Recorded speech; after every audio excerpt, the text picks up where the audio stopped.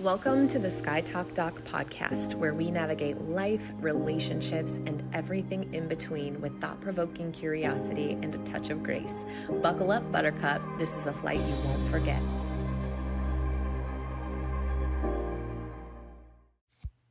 Before we get into today's podcast and our amazing guest, I just want to tell you, you're not broken. You're just wired for survival in a world that doesn't always feel safe. Maybe you keep people at a distance because deep down you don't feel very lovable, or maybe you overachieve because a part of you believes you're not enough. But that's not weakness. It's your brain doing its best to protect an old wound.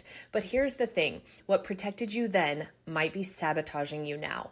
If you're tired of the same arguments, same spirals, or feeling unseen in your relationships, take the 7 Primal Wounds quiz at 7primalwounds.com to find out what your wound is and stop the same crappy patterns, chaos, and relationship conflict today. I am really excited to share something that has honestly been such a game changer for me during a time when I truly needed some extra support. I've been feeling the weight of stress and life, and I could see it showing up in my overall health and well-being. For the past few weeks, I've been using bioactive peptides, and holy buckets, guys, I have improved mental clarity, focus, and I'm finally getting some more restful sleep. If you've been struggling with brain fog, low energy, skin health, and that last little bit of weight, or getting really good sleep, this might be worth looking into. And of course, you know, I don't add products to my health and wellness routine without doing significant research. When I saw what Make Wellness was doing and their evidence-backed science, I had to give it a try. I also followed it up with my own personal mini case study using dry blood analysis, and the proof was in the pudding. I have now partnered with Make Wellness to bring you their bioactive peptide products with a special Sky Talk Doc promo code that you can find in the show notes. As always, consult with your provider before making medical decisions. This should not replace medical advice. Good morning, Coach Tyler. I am stoked to have you on today because we are in alignment with all things health and wellness. And I'm really excited just to hear about your journey and your story. I know it's an Yeah. impressive one, and I'd love for you to share it with the listeners, and then we can kind of geek out on, all the things that you're doing. Yeah. Well, thank you. I appreciate it. I'm Coach Tyler, and I usually like short bios, but I know people don't know much about me. So I'm happy to share a little backstory. I've been in the fitness industry now for over 20 years and have had quite a journey along the way. And before that, I had my own personal, transformation, as you could say, although that transformation continues every day. From then till now. But my story started like most people's story, which is I looked at myself in the mirror and I hated what I saw.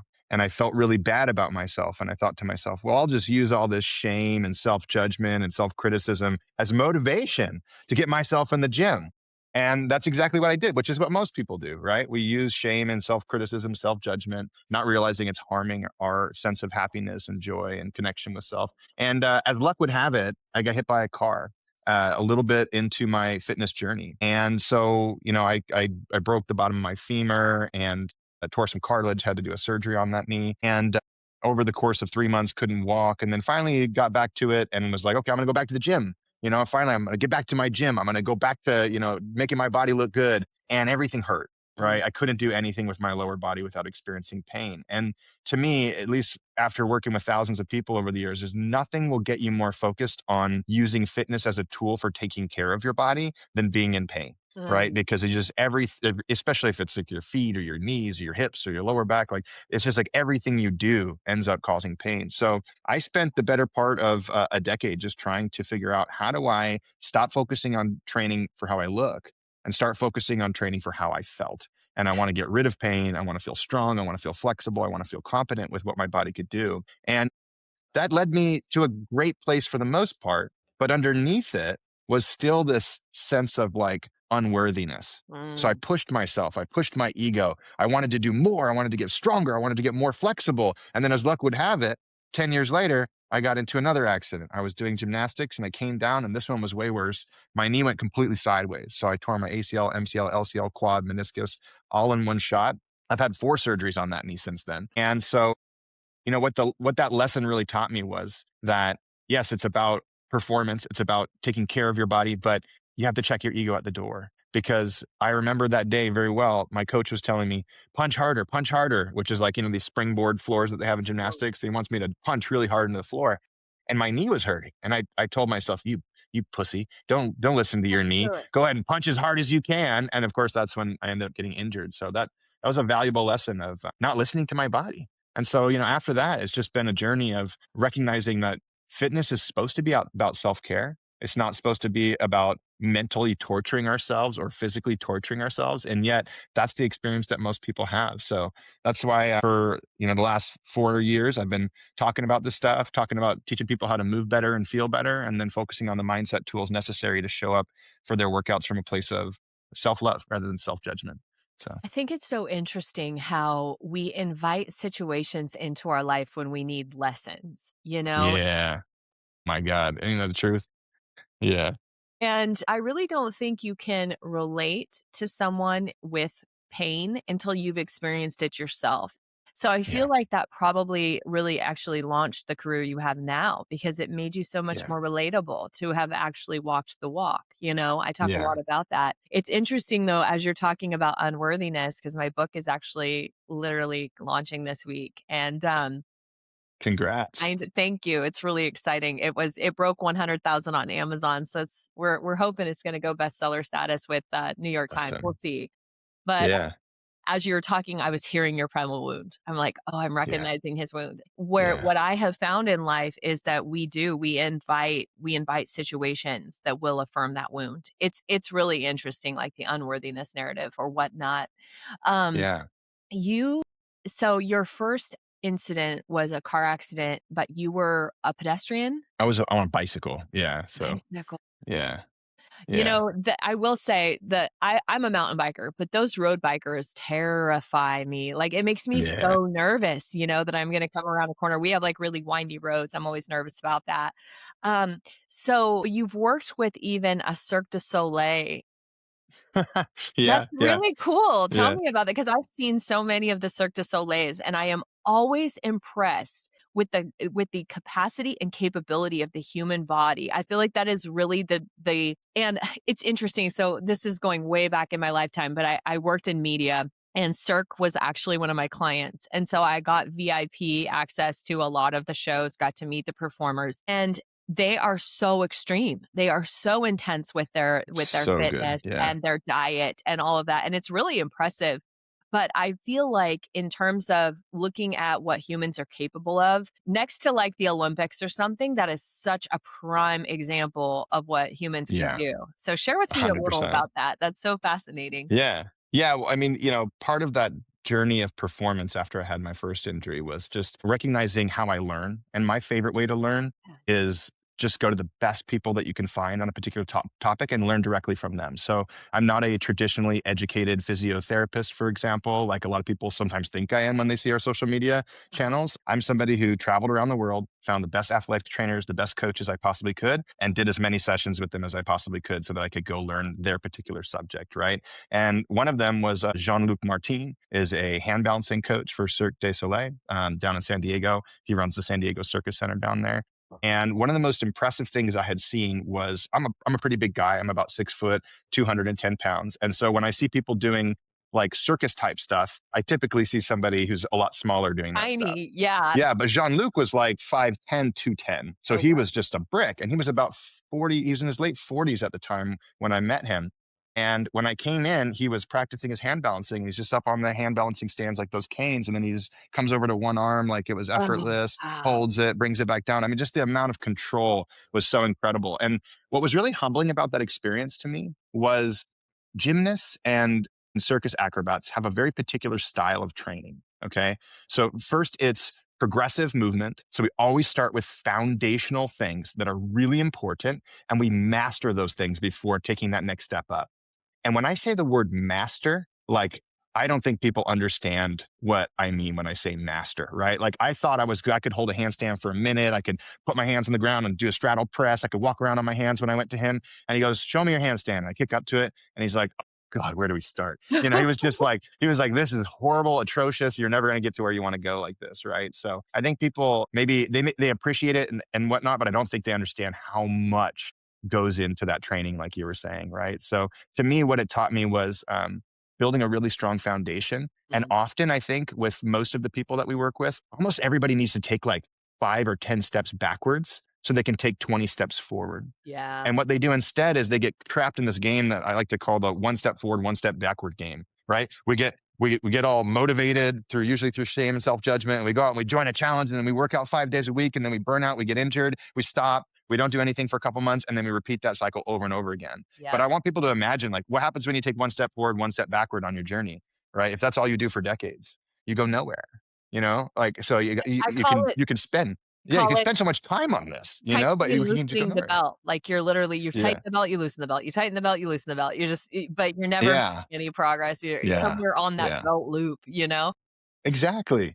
And so when people think fitness, they think of like energy expenditure. And when I work with the best athletes and the best trainers in the world, they think of skill. They Yeah. think of the Yeah. quality of your movement. And so for so many people, when they come to us, they're like, I want to do a workout that makes me sweat, that makes my heart pump, that makes my muscles pump. And I'm like, how about we do a workout that you walk away feeling like mentally challenged because you had to be so embodied to do it, Yes. because you had to learn the basics of movement again.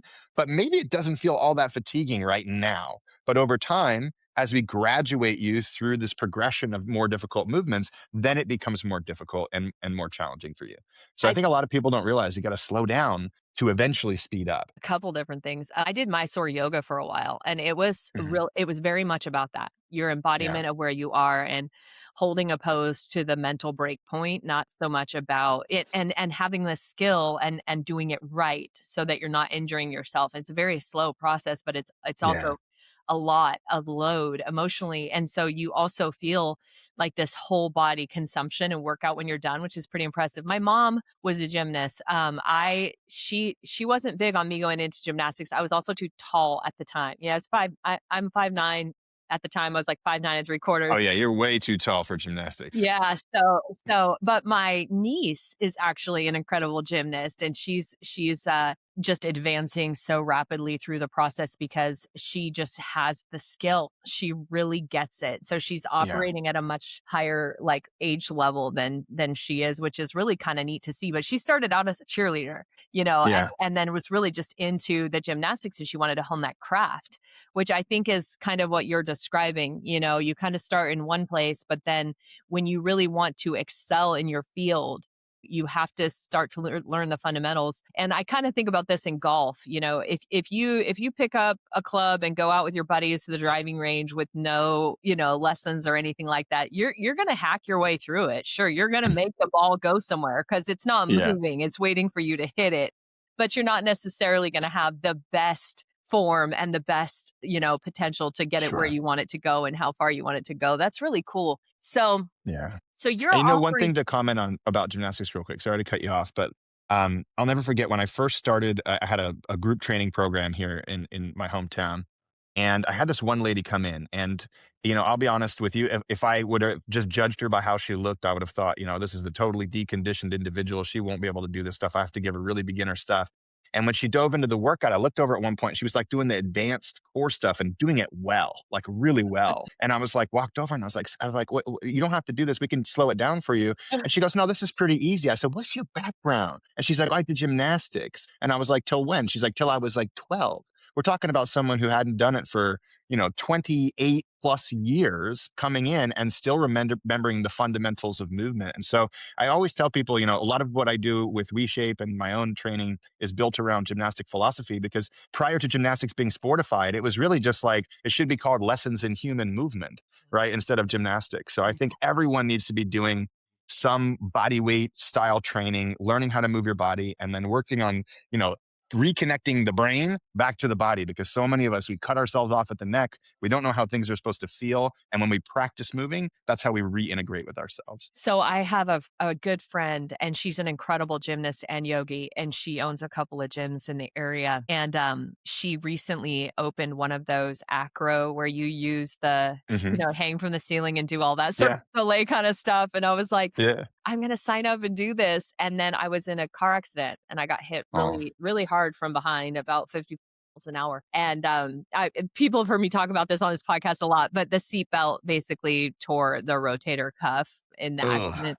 And so Ow. definitely not hanging from any ceilings right now. But Yeah. It was kind of one of those moments where, I've always been incredibly fit. I've been incredibly active. There's been no limitations to my abilities that way at all. And this was just a huge grounding moment, like a Yeah. very, humbling kind of experience for me.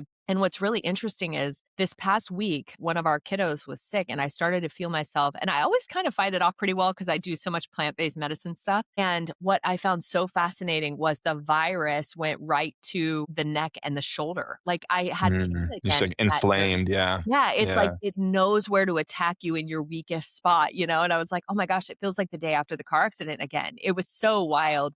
So I Mm, think it's kind of interesting how our bodies remember, and that's kind of tying into what you're talking about from when were younger, when this woman was younger. I was really big on, for whatever reason, my self-image stuff when I was in high school was my stomach. Even though mhm. I always had a super flat stomach, I was like just freaked out about it. So I used to do like 100 crunches a day every morning before I'd start my day.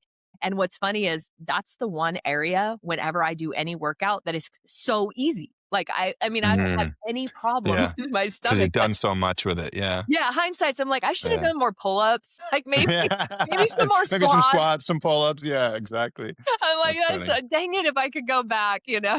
Yeah. So Yeah.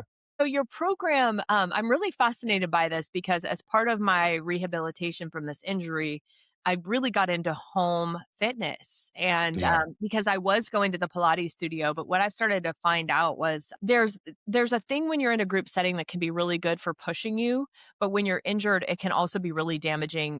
Really bad. Yeah. Because 'cause you'll push yourself too far. Yeah, Yeah. and so I was like, I can't go back to the Pilates studio right now. It's just not emotionally safe place. Even though the women are Sure. wonderful and they would never, it was not their fault. It was about me. And so I got a lot of these tools for home. And I'm really curious about this because I think with especially COVID, right? Like people, this kind of changed this whole industry of home health and like home workouts. Yeah.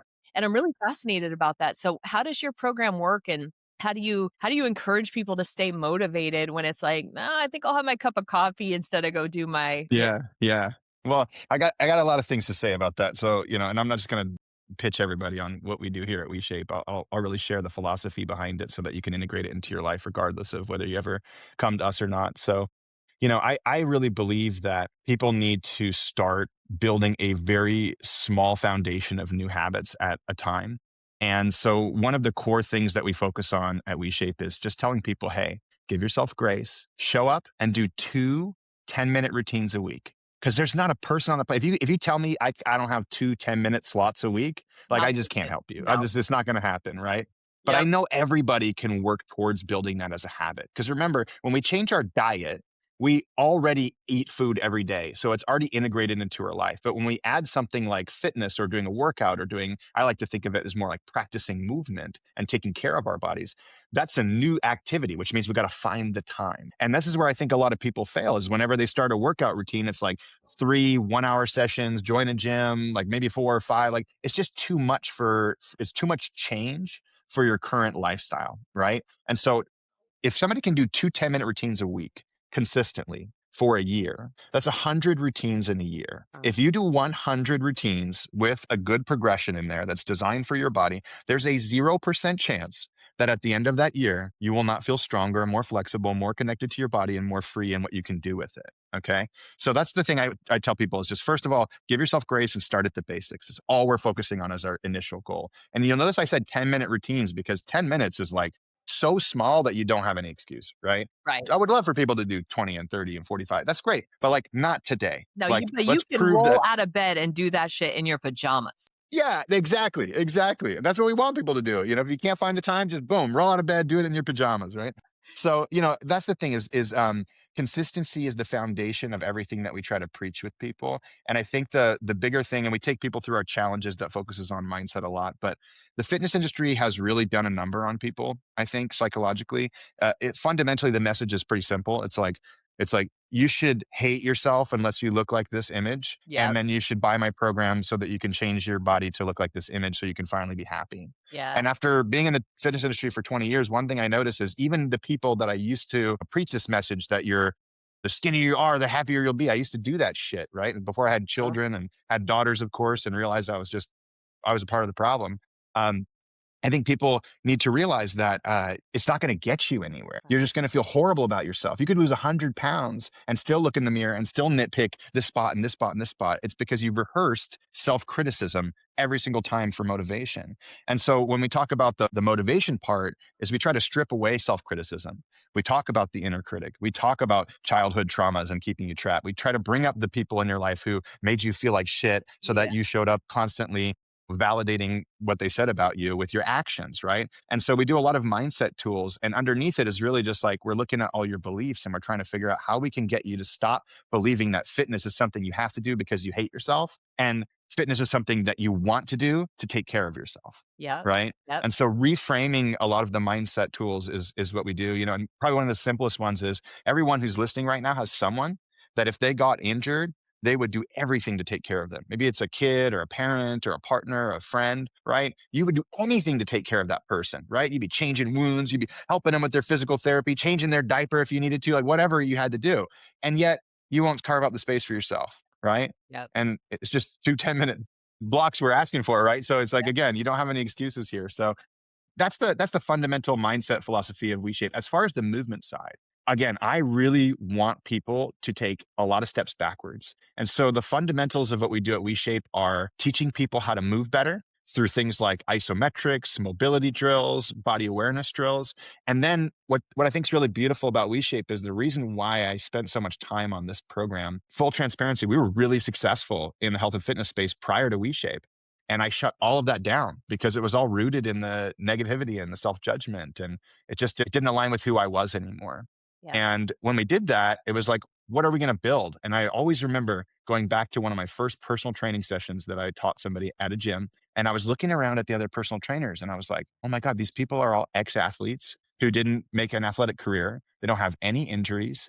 And they're just taking people through like the cardio on the treadmill and the 3 sets of 10 on the machines or some free weights. And they're not coaching movement. They like have no idea what most people who show up to the gym in their 40s, 50s, 60s are going through when Uh-huh. it comes to weakness, tightness, issues with their body. And so I remember in that moment thinking to myself, I wish I could give like my services to everyone, right? Because working with a trainer one on one, having them build you a customized routine and adjust it every single day for you, that's like the absolute best way to get results. It's like asking, what's the best way to get a kid a good education? It's like one-on-one tutoring, right? It's the same thing with that. So when we built WeShape, we invested heavily in a technology that could take all the decisions I would make as a trainer and apply it to a follow-along program for each individual. So if you came in, you'd have a different routine than someone else who came in, who had a different routine than someone else who came in. And it's not just the levels of the movements, it's also the movements themselves. If you have tight hamstrings, we're going to work on that more in your routines. If you have, tight hip flexors, we'll work on that more in your routine. So the system is really designed to act like having a personal trainer in your pocket who was qualified to be able to give you the right moves and coach you along the way. And I love that you're including the mental health component of it because if I think about Bessel van der Kolk, body keeps the score, and we're holding Mm. trauma in certain parts of our body, then Oh we're yeah. conditioning either to protect that area. And so we're not working it or we're overworking an area. When you're saying I'm designing a program specifically for this individual, you're considering not only the inner critic, the negative self talk, but also whatever their body is holding in the fascia Yeah. issues that is changing their dynamic, the way they're walking, the way they're standing, the way they're sitting, the way they're carrying themselves, which is huge. I think that's probably Yeah. the biggest part of some of the pain and stuff that we see that people have. I know something Absolutely. that's been spectacular about my physical therapy journey is I'm in this room with athletes that Mhm. I mean, we're literally trying to pull us, a 2 pound weight. That's it. Like that's where we're starting. I mean, when I started out with my rehabilitation, there was a PVC pipe that I was holding, and it was a movement they called it scalp your head, which comes Yeah. weird. But you just move it back like this. But I literally could not do that when I started this Yeah. journey. And so it's fascinating, but it retaught me how to actually hold everything here, and it really brought a lot of awareness to places that I was holding trauma. And I think that's really a missing component. And I love what you said that Yeah. you set out to kind of change. That's the same thing I did with this book. I was like, the self help industry is an industry to make money, Yeah. Mhm. by teaching people that they're inherently broken, that they need to fix themselves, that they need to Uh, heal, and all of that. And actually, I've got a copy of the book right here. And what I put across the top of it is, you're not broken. Like That's a literally, you're beautiful not sentiment. broken. You're working very Yeah. well. Your body is actually stellar at protecting you and keeping you safe. And, so I love that you're working within that mindset. And also, yeah, 2 10-minute sessions a week is just absolutely nothing. I remember this was a couple decades ago, but I was really into the Billy Blanks Ty Bo. You remember that guy? Yeah. And Yeah, I I was remember doing Billy all Blanks. the Billy Blanks in the living room and stuff, but it was great Yeah. because it didn't matter. Like I didn't care what I look like. The dog doesn't care what I look like, because I think Yeah. that's another big component to this stuff is I've never been a gym person. I've always been kind of just I don't know. I found myself in yoga studios, Pilates, things like that, Yep. and in the yard, whatever, but outdoor kind of person. But I think that there is a mentality when you go into the gym that everybody's kind of judging everyone else or they're watching where you're Absolutely. at. And so I feel like for a lot of people, that's scary. And that might be what's kept them away from getting better. Yeah, 100%. And especially in the generation where, fitness wasn't the norm. I think as you go to younger and younger generations, it's like people are just like, oh yeah, everybody goes to the gym, right? But like if you were born pre like 1970, that's not the case. You know what I mean? Like nobody went to the gym. You never saw your parents or anybody. And so there's this really awkward experience a lot of people have. I know that because my own parents, really struggled with that. And they still struggle with that. So I think the main thing you want to focus on with starting a routine like this is like making it simple, making sure it's inclusive, and then giving yourself permission to start slow. Like I think people like vastly overestimate how much they need to do to start making progress. And like again, if you do 2 10-minute routines a week where you just go, you finish and you're like, oh, I feel fresh. Not Yeah. I feel worried. You don't have to break a sweat. Like what we're focusing on is habit and consistency. And like when I used to work with people one on one, I would always notice that after about 3 months, I would have like objective data that they are getting stronger, more flexible. Like, okay, this is great. And they're like, I don't notice anything. And then at 6 months, we'd come back to it again. And they're like, okay, maybe a little bit. They'd like, give me a little bit. A year goes by. They're like, okay, I kind of feel some change. I think so. At 18 months, they would be like, okay, I'm undeniably different. I'm Right. different. But it would take 18 months, right? For someone to actually be like, holy crap, 2 or 3 days a week consistently for 18 months. Now I feel like I'm a completely different person. But it's like we hold this residual self image inside of our minds and it doesn't change very fast. And so that's why just consistency, consistency, consistency, and also remembering that fitness industry message, because the other part of this that really sucks is the fitness industry says, uh, lose this in 2 weeks, lose this in 30 days, do blah, blah, blah. And like this message is what gets people jumping from thing to thing, Uh-huh. never being consistent, burning out. Like that doesn't work either. You can't just do random stuff all the time and expect to see long-term progress. Right. So We're yeah, I such think an that's instant important. gratification culture at this point. But Yeah. It's so horrible. I found that so surprising too. And again, I'm going to take it back to where I'm at right now with this physical fitness stuff. But it's like to watch them move the ring down one, which means I'm carrying 2.5 pounds of heavier weight, is like huge. I'm like, oh my gosh, I'm doing it. This is so Yeah. great. Like, as someone who, again, never had a problem with this is like really humbling to watch this experience. But I've even found simple things like I keep resistance bands in my nightstand, Yeah. and when I'm in bed, I just hook them around my thighs and just do a couple little and it's Yeah. amazing because I see like, "Oh, look, I can push that resistance band a little stronger now after just doing it a couple times a week in the evening, not a big deal." But it's kinda interesting to see how that little bit of progression adds up over time to a lot of progression. I love that you're saying this because one of the core principles we teach people is taking a lot of movement snacks. Right. So people come to WeShape, they think they're going to do like this workout thing. And I'm like, I don't want you to do a workout thing. I want you to become someone who practices movement to take care of their body. And so throughout the workouts, we're constantly focusing on form, like more than anything you've probably seen out there, super detailed form cues to make sure that people are moving well. And then it challenges you mentally because you're having to think a lot when you're doing it. But then we take those tools into your life and we go, okay, well, pick an area that you feel like is like extra tight. Okay, it's your hamstrings. Great. Here's a hamstring stretch you can do. Like whenever you see a chair, whenever you come up to your bed, whenever you do these Yes. things, right? And I had this new saying I've been saying this last year, which is if it's in the way, you'll do it every day. Right. Oh, And so if we take all this stuff and we shove it under our beds and we put it in our garages, like we yeah. don't do it. But you come to my house, I got a yoga swing in the living room. There's a Yes. foam roller visible in every We single have a foam space. roller in every Yeah. room. Yeah, and you can see Yeah. You know what's cool is the boys pull it out. Like, we've got athletes in our home, and even Yeah. if the young ones, they're just, but they're out there rolling on it. I'm like, cool. They're Yeah. learning young. Like, yes, use these things that we have lying around. I've got like a myofascia bar, the Yeah. Theracane Yeah. and stuff. It's like great, Yeah. use it.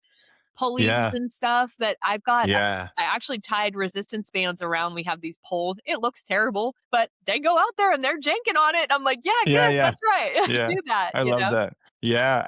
I so agree. And even if it's not like equipment, I also tell people, you can set up your environment to remind you to move, right? So, for example, a lot of people that we talk to have issues with walking. They have issues walking up and down stairs. They have issues walking without pain. And I'm like, teach them simple principles. Like when we walk, one of the biggest problems that people have is they lose the ability to contralaterally coordinate their body. So they'll step on their right foot and they'll lean to the right side and they'll do this waddle where the whole body goes from side to side. That's not how the body's supposed to walk. It's supposed to walk where the torso stays centered over the foot. And so I'll say, hey, just take a piece of tape in your hallway and put it down in the hallway for 10 feet. And every time you walk past that, just stay upright. See if you can keep your nose over your belly button. And then as you walk, just glide that straight up line over your toes. And if people do that consistently for like a month, all of a sudden they're like, wait, my walking pain went away. It Yeah, got my easier to plantar walk, fascia right? went away. Yeah. We had a lady come to us who couldn't walk up a flight of stairs without pain. She worked with us for a year. Big reason was because she was doing this huge European trip and there was this staircase hike that she wanted to do. It was 3 miles of stairs. And in 1 year, she went from not being able to walk up a flight of stairs without pain to being able to do the full 3 mile staircase hike. And I was just blown Wow. away by that. So, and that doesn't come because she's like necessarily stronger or more conditioned. That's a part of it. But a huge part of it is, am I holding my body in efficient alignment? If Yeah, I'm holding my body in efficient alignment, now everything feels easier and all my joints are safer because of it. And again, I think when people think of fitness, they just think of intensity. And yeah. whether it's cardio and losing fat or pumping muscle to gain muscle, it's always rooted in intensity. And I want people to throw that methodology out of their head. And I want them to recognize this is about self care. This is about connection with the body. And the more we can connect with and care for the body, the better you're going to feel for longer. And you'll actually be happier regardless of what experience you have, right? You'll be happier right now. You don't have to lose weight or do anything because you're not broken, You're not right? broken. I took things that because I have my plant medicine and stuff I take in the morning, and I moved it up a shelf, and it seems like it's stupid, but it forced me to have to reach my arm up a little bit higher. Oh, yeah. I love that. I love that. It's brilliant. I was like, this is gonna just be something every morning that's gonna, just increase that lift. And yeah, it's kind of interesting. It doesn't take much. And if you look at kids naturally do the things you're talking about. 100%. They Yeah. naturally squat right, they naturally walk right. And then we put them in ridiculous shoes that starts to change it and all the different things. But Yeah. initially, they just naturally do it. They naturally move their bodies a lot. They naturally, and if you put something out of reach, they're gonna make sure they get it. Like it's Yeah. They love climbing and yeah, all that stuff. Yeah. exactly. So I think if you question, where you're at, look back at the kids, because that's really, Yeah. and I think that as we age, it's important that we reincorporate that. I saw a meme, this guy, he said, you're not unhappy, you're unexpressed or something like that. And he's just doing Mm, all this crazy dancing and stuff. And that's body yeah. movement too, Yeah. just Yeah. getting things Yeah. loosened up. I love that. Yeah. And that's another principle of movement that we teach is like, okay, we want to do some sort of structured routine because that consistency on the basics that we practice really diligently, that's what gives us that movement freedom for the longest time possible. But we don't work out to work out more, right? We practice movement so that we can go enjoy our bodies. And so a huge part of what we teach people is yes, do a structured routine. It's going to make you feel better, more strong, less pain, more flexible. And then go enjoy your body. Go do joyful movement. I And love so that. like our challenges, for example, we ask people to like, we have several levels of it. So as you go through it, we progress through these different themes that we talk about. But one of them is movement. And so the first time is like throw away the word exercise and then focus on the word movement. And then the second challenge, we're like, hey, make a list of the things that you enjoy to do with your body. And then the third challenge, like go do a couple of these things, right? And then the fourth one's like, what's something you want to do with your body, but you haven't? Hula Now go hoop. do that, I right? want to hula Yeah. hoop. So yeah, exactly. It's just like Yeah. people lose that childlike excitement about movement. And if you can reinvigorate it with Yeah. dancing and hula hooping and gardening and hiking and playing, and you could do that safely again, Yeah. well, guess what? You feel so much happier, We you have a know? trampoline in the yard. It's a small one, but the kids are out there rebounding all the time, and I'm like, "That's Yeah. the greatest lymphatic drainage they could possibly do," Oh, and then yeah. It's I need to get out there fantastic. and do some Kegels. Yeah.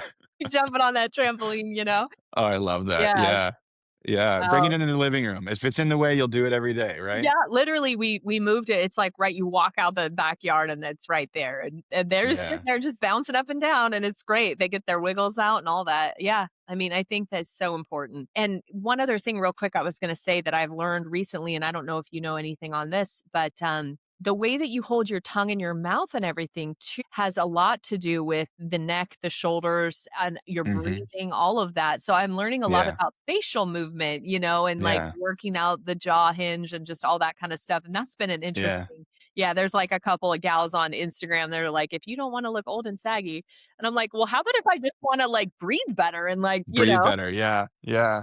What's funny is, we had so many connections and resources when our kids were little that we just did everything under the sun. And admittedly, I think we went a little overboard and tarnished their connection with more of the holistic health world. So we had to back off and, like figure out the right blend of things. My daughter has asthma, and a huge part of asthmatics is airways, and a lot of issues come from that. So we did a lot of airway training with various practitioners that did mouth work and stuff. So yeah, that natural resting place of the tongue towards the roof of the mouth uh relaxes the neck, opens up the throat, and allows you to have deeper inhalation. So same yeah, I'm here. also a big fan of breath work and all this stuff too. So yeah, We have a little guy that's got some asthma stuff, and we have another that is kind of mouth breathing. So we're working a lot yeah, on all of that for T structure and everything. And yeah, it's incredible. There's yeah, so many natural options to really heal the body that way and open and just kind of set themselves up again for a lifetime of great living rather than, focusing on symptomology, focus on like the whole body system. There's so much to that. And the body yeah, remembers. So as we get older. yeah. So how Yeah, can and then the people. hardest part is to teach those little kids to do it out of self-love, Yeah. because it's like so many of these great athletes just got pushed into it and like, go, go, go, go, go, and then they're just like, "Who am I?" When they when Yeah. they come out of their careers, and so I think it's so important that probably the most important thing is we model it. We Yeah, model self-care and just make sure they know that this is what we believe, that we take care of our bodies, right? So, totally. Because we always yeah. say the body that rests, rests. And the other thing my dad's been saying to me a lot, which is such a good reminder, is KISS. Keep it stupid simple. Mm, Which is yeah, which yeah, is yeah. great too. If you can incorporate it like you're saying in the way, it's becomes much more attainable. Yeah, yeah, for sure. So, how can people find out about your online programs and your coaching programs? Where's the best Yes. place for them to go? Because you're definitely all over the internet. Well, thank you. Yeah, I mean, any social media, if you type in WeShape, you'll see a lot of our movement information on our WeShape platforms. We've got, I think, 7 million followers now across YouTube, TikTok, Instagram, and Facebook.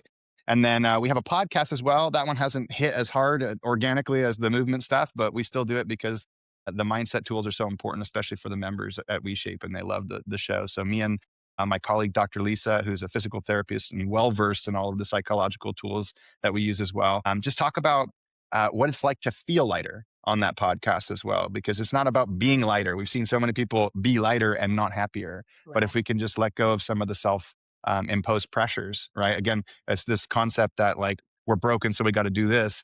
Well, actually, we were never broken in the first place. We just got to forget all the things that make us feel that way. And all of a sudden we can feel good again. So that's what we talk about on the podcast. And then, you can go check us out on WeShape. I made a special code for your listeners too. WeShape.com/Sky Talk Doc. Hey, Sky there Talk we go. Doc.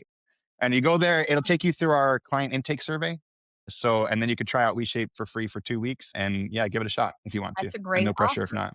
Well, thank Yeah. you so much. I'm the opposite. I started the podcast 8 years ago, so the podcast is my core, and then Yeah. I just started YouTube, like, 2 months ago, so I'm so late on Yeah. the draw on that. I mean, Instagram I've got and all that, but yeah, just catching up to those things. I just really love the podcast format because I feel like Yeah. it allows for so much sharing of information. It's so hard to do it in the 15 seconds on the socials. Yeah, I know. It's hard because I participate in that because I feel like, we are You have providing a lot of to. value to people, and Yeah. you have to, and we get it's weird. A lot of people say don't read your comments, but if you look at our comments, they're, like, overwhelmingly positive just because 'cause we're like, Awesome. "Hey, if this hurts, like, do it this way," and they're like, "Wow," and people feel good. So, I always Uh-huh. joke with people that we use movement as a Trojan horse for self-love, right? So it's like somebody comes in, they got a shoulder issue, they do a few things, they start to feel better, and then like, I wonder more about this V-shape. And then 2 years later, they're at one of our retreats and we're all in a circle crying together and I holding each love other. And that. so, Oh, yeah, I'm gonna have to find you on Instagram. That's great.